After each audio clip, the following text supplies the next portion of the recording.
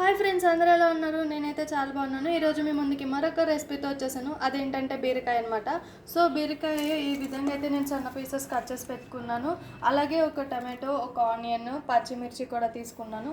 So వచ్చేసరి కదా కావాల్సిన పదార్థాలు తయారు చేసుకునే విధానం చూద్దాం. నేను ఒక కడాయిని పెట్టుకున్నాను, స్టవ్ వెలిగించుకొని. సో అది హీట్ అవనిద్దాం.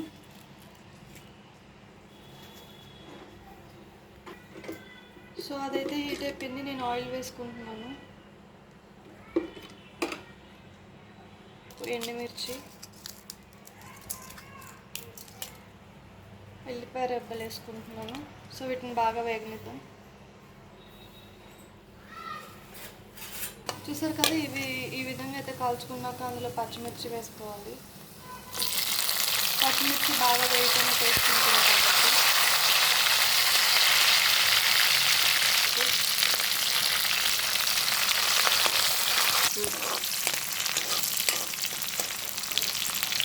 చూసారు కదా, ఇవన్నీ అయితే ఈ విధంగా బాగా వేయించుకోవాలి. అండ్ ఇందులో ముందుగా కట్ చేసి పెట్టుకున్న ఆనియన్ వేసుకోవాలి. ఆనియన్స్ కొంచెం మగ్గనిచ్చుకోవాలి.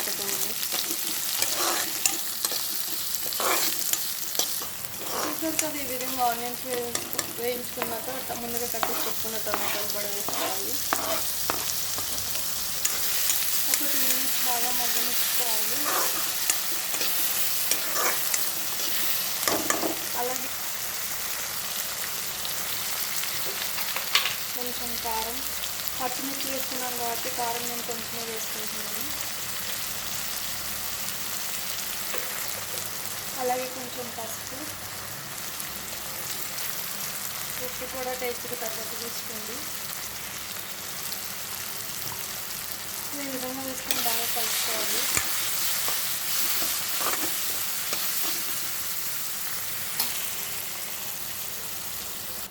చూసారు కదా, ఈ విధంగా అయితే మగ్గనిచ్చుకోవాలి. ఇందులో ముందుగా కట్ చేసి పెట్టుకున్న బీరకాయలు కూడా వేసుకుందాం.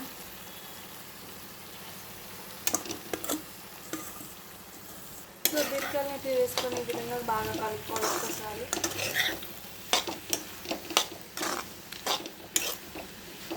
ఇందులో కొంచెం వాటర్ వేసుకుందాం, బీరకాయ ఉడకాలి కాబట్టి.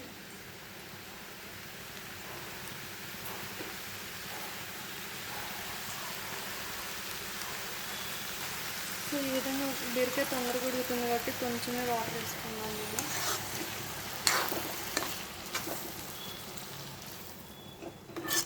సో ఈ విధంగా బాగా ఒకసారి కలుపుకొని ఒక 2 మినిట్స్ మూత పెట్టుకొని మగ్గనిచ్చుకోవాలి.